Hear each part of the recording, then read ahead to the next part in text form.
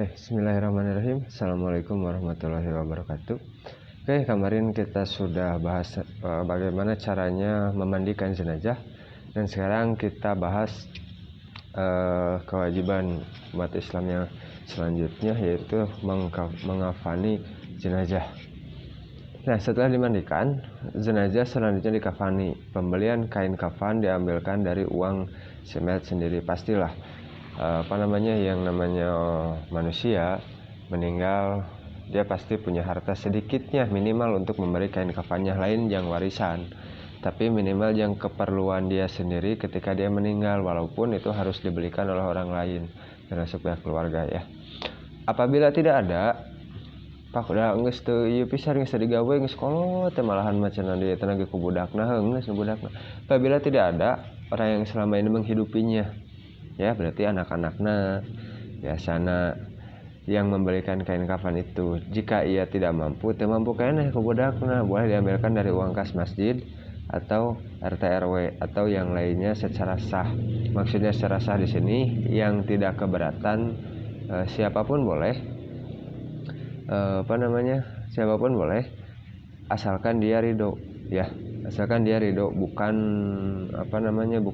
pemaksaan. Nah, apabila tidak ada sama sekali, wajib atas orang muslim yang mampu untuk membiayainya. Nah, geus lamun geus eueuh deui ayeuna kas RT RW jeung sabar nyanggupan, maka kewajibannya itu dipindahkan ke orang muslim siapa saja yang mau, ya, yang mampu, bukan yang mau, yang mampu, maaf. Kain kafan paling tidak 1 lapis, sebaiknya 3 lapis bagi mayat laki-laki dan 5 lapis bagi mayat perempuan. Setiap lapis diantaranya merupakan kain basahan. Abu Salamah radhiyallahu anha menceritakan bahwa ia pernah bertanya kepada Aisyah radhiyallahu anha, berapa lapiskah kain kafan Rasulullah sallallahu alaihi wasallam? 3 lapis kain putih. Itu jawab Aisyah. Hadis riwayat Muslim. Nah, artinya di sini ada ketentuan ketika mengkafani jenazah, kita persiapkan dulu, ya, ukur dulu tingginya jenazahnya itu berapa, terus untuk lebarnya berapa diukur, dan ketika dimandikan si kain jenazah ini dipersiapkan, ya, dipersiapkan. Jadi ketika beres dimandikan, dia langsung ditempatkan di atas kain kafan. Ya, dah hese ayeuna lamun misalkeun kain kafanna geus aya di imah misalkeun, terus urang rek apa naon kana teh arek mau mengkafani tapi belum disediakan, misal geus jenazah sudah dimandikan tetapi kain kafannya belum siap, teuneunna di imah, nanti jangan si jenazah ini akan banyak diangkat, kasihan ya, akan banyak disentuh, karena yang jenazah itu walaupun dia sudah meninggal, dia tetap bisa merasakan sentuhan dari manusia, dan itu akan lebih sakit, ya, akan lebih sakit. Makanya kemarin ketika memandikan jenazah, usahakan pakai air yang tidak terlalu panas atau tidak terlalu dingin, jadi pakai cai haneut gitu. Terus cara menggosokna nu pelan, nu halus, ulah nepikeun ka digosok kaos urang make kenteng, nah ulah gitu. Setiap sentuhan kita ke kulit jenazah itu efeknya bagi jenazah. Dalam keterangan disebutkan kulitnya itu mengelupas saking panas, ya. Makanya ketika jenazah dimandikan, persiapkan kain kafan di rumah. Jadi ketika dia nanti selesai dimandikan, dia langsung ditempatkan di atas kain kafan. Nah, banyaknya kain kafan ini wajibnya itu 1 lapis, wajibnya. Sunahnya 3 lapis, ya, untuk laki-laki. Untuk perempuan pun sebenarnya sama, walaupun di sini disebut 5 lapis, tapi untuk perempuan yang lapis yang paling atas itu dibagi 3. Bagian bawah untuk dibentukkan seperti samping atau sarung, ya kan, katakanlah rok panjangnya. Bagian yang paling atas dipotong, jadi dipotong-potong, lamun yang awewe mah dipotong-potong. Nah, untuk yang bagian tengah itu dibentukkan seperti baju, tapi bajunya itu hanya misal ini ini kain. Jadi untuk baju itu nanti dilipat seperti ini. Nah, di sini dilubangi. Di sini dilubangi untuk kepala. Jadi posisi posisi kain kafannya ini nanti seperti ini.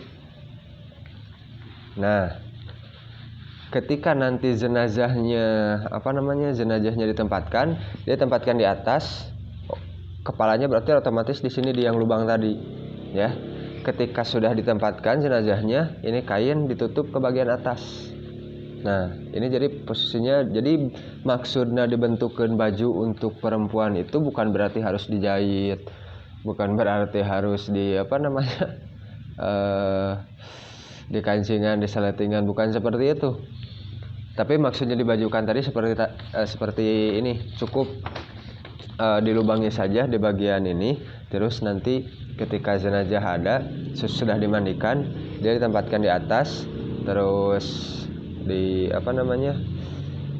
yang bagian atas ini ditutup untuk perempuan, ya. Jadi dijadikan baju bagian paling atas atau paling dalam. Nah, bagian atasnya itu dibentukkan kerudung, ya. Bagian atasnya itu dibentukkan kerudung, dipakaikan seperti kerudung loba kan ayeuna seperti kerudung segi 4, itu gampang ya, tidak harus tidak harus dijahit, di bordel, itu cukup bentuknya segitiga, terus kayak bentukan kerudung. Jeung bentukan kerudungna ulah make panitik, ulah make jarum nya, soalnya kayak kudu dilaan pas di kuburanana nya, pas dimakamkeunana ke kudu dilaan. Jadi yang 2 lapis yang bawah seperti biasa, seperti laki-laki, jadi kayak tinggal nutupan hungkul gitu. Tinggal nutupan hungkul. Jadi tetap intinya sama 3 lapis sebenarnya, cuma untuk perempuan ada yang ada yang dipisah-pisah.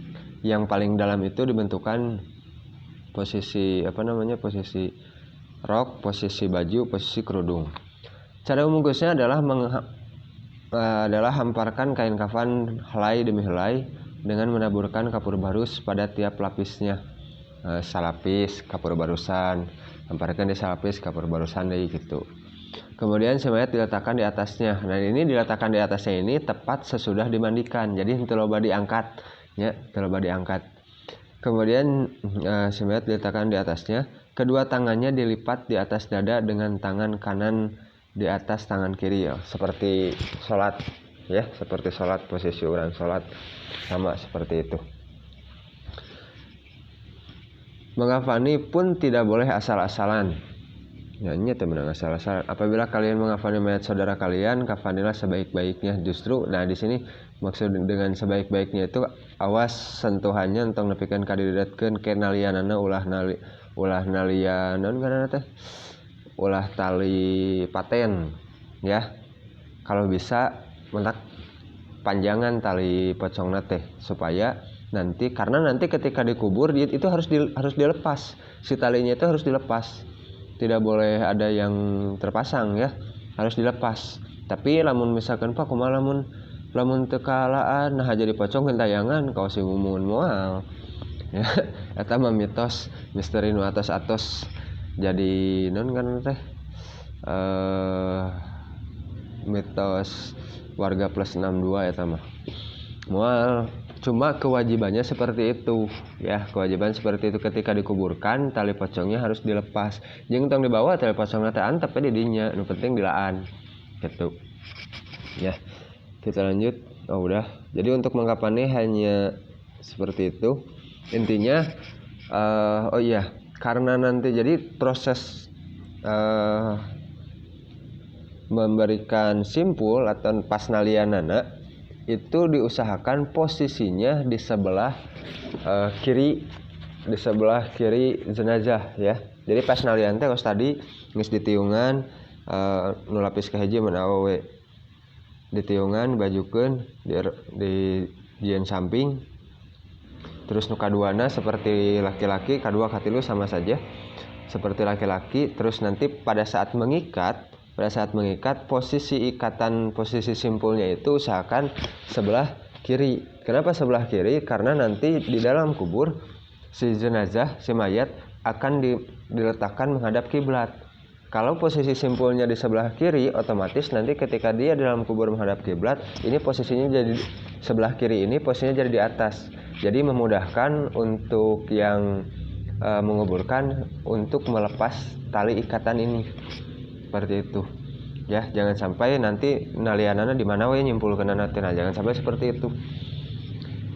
Apalagi sampai nalikeuna di sebelah katuhu engke kadedet ku mayit leuheung lamun jenazahna hampang pas bapaknya tuh awak leutik ieu mah hampang ieu nu awakna gitulah geus mangkuna ge paprajalan ti luhur ka handap ya kan cabah ieu nalianana di handap kudu diangkatkeun deui kudu di handap mah mana di jero kubur mah dukdek kan riweuh.